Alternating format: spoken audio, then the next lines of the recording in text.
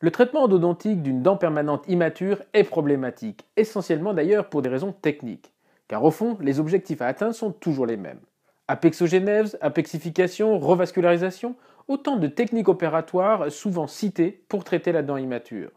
Mais de quoi s'agit-il exactement? Cette semaine, je vous propose d'aborder l'apexogénèse et l'apexification pour la nouvelle réponse d'experts d'Endo Academy.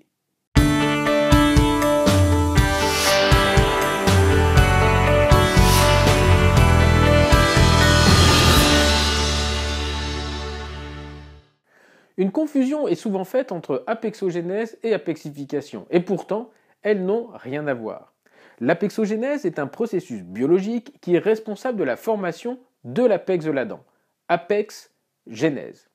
C'est donc un processus biologique, physiologique, c'est-à-dire normal, du développement initial de la dent.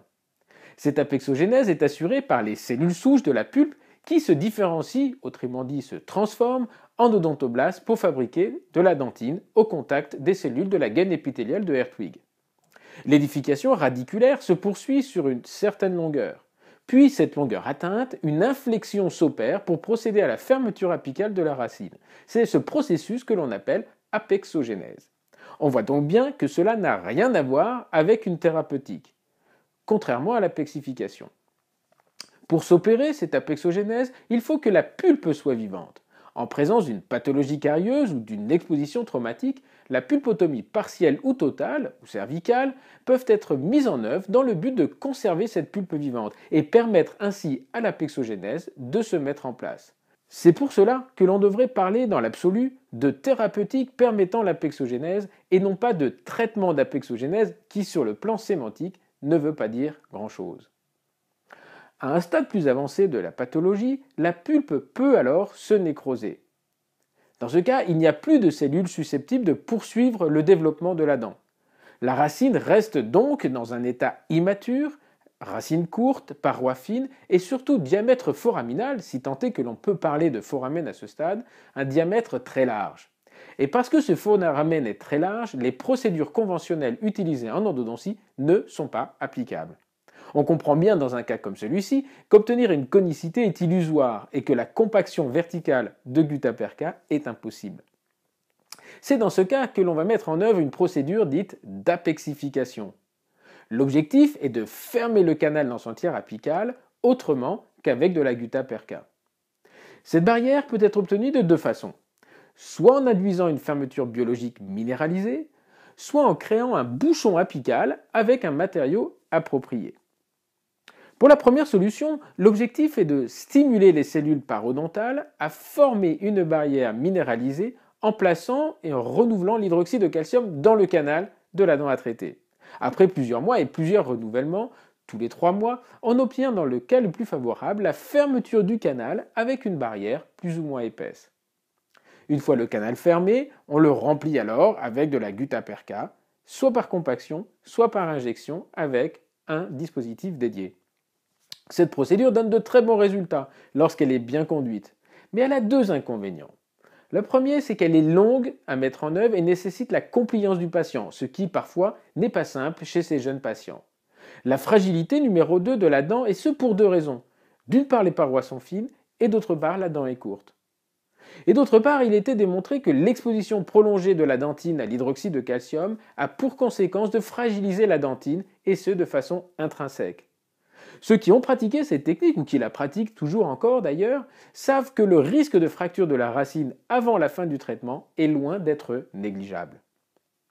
La seconde approche consiste à créer un bouchon apical avec un matériau dédié. Effectivement, une fois la partie apicale obturée, il devient simple de remplir le reste du canal avec de la gutta-perca.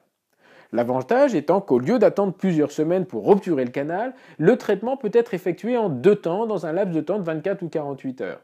Les risques de fragiliser la dentine par l'application d'hydroxyde de calcium sur un long terme sont donc supprimés. Et en obturant la dent rapidement quelque part, on la renforce probablement déjà. Un manuscrit décrivait en 1996 l'utilisation du sulfate de calcium, le fameux plate de Paris, pour créer ce bouchon apical. L'idée était excellente puisque le temps de prise était approprié, mais à part ce rapport de cas, il n'y a pas à ma connaissance de suite qui a été donnée à ce protocole, peut-être d'ailleurs à cause du choix du matériau. La mise sur le marché, quelques années plus tard, auprès du mineral trioxyde aggregate, a par contre permis de revoir le concept et de le développer. L'idée est de déposer directement le MTA dans le tiers apical et de former un bouchon de 5 mm environ pour obtenir une étanchéité optimale. Et dans une seconde séance, après avoir vérifié que le matériau avait bien fait sa prise, le canal est rempli de gutta-perca. Nous obtenons ainsi une obturation canalaire presque conventionnelle avec une technique qui, elle, ne l'est pas. Plusieurs études ont montré de valider le concept de la technique. En 2007, nous avons publié une étude clinique qui montrait un taux de succès de 80-82% sur une cinquantaine de cas traités. Comme le MTA est un matériau bioactif, il est capable d'induire en seconde intention la formation d'une barrière minéralisée à son contact. Un peu comme les fameux ponts minéralisés lorsque le matériau est placé directement au contact de la pulpe. Peut-on imaginer réduire le nombre de séances à une seule ? La solution est dans le matériau utilisé. Un des inconvénients du MTA est que sa prise est longue et nécessite plusieurs jours. Il est difficile d'envisager les deux phases, bouchon et remontée, dans la même séance, même si, entre nous soit dit, c'est ce qui est couramment fait en pratique quotidienne dans nos cabinets. La biodentine ou les autres biocéramiques ont des temps de prise beaucoup plus courts, de l'ordre de 10 minutes pour la biodentine par exemple. Il devient alors tout à fait envisageable de réaliser les deux étapes de l'obturation dans la même séance. Un des inconvénients de la biodentine est sa faible radioopacité. Il est difficile sur les radiographies post-opératoires de discerner les limites de l'obturation et des parois dentinaires. L'apexification donne d'excellents résultats. La procédure n'est pas forcément simple et nécessite un apprentissage et un peu de pratique. L'utilisation d'un microscope opératoire facilite amplement la mise en œuvre, sans aucun doute. Depuis quelques années, les nouveaux concepts basés sur l'ingénierie tissulaire sont appliqués en endodontie.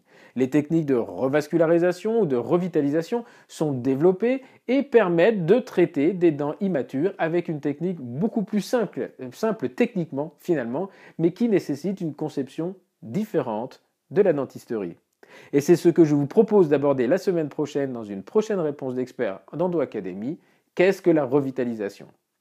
En attendant, rappelez-vous que l'essentiel est là, mais que vous pouvez toujours approfondir la question, et celle-ci mérite vraiment d'être approfondie. À très bientôt.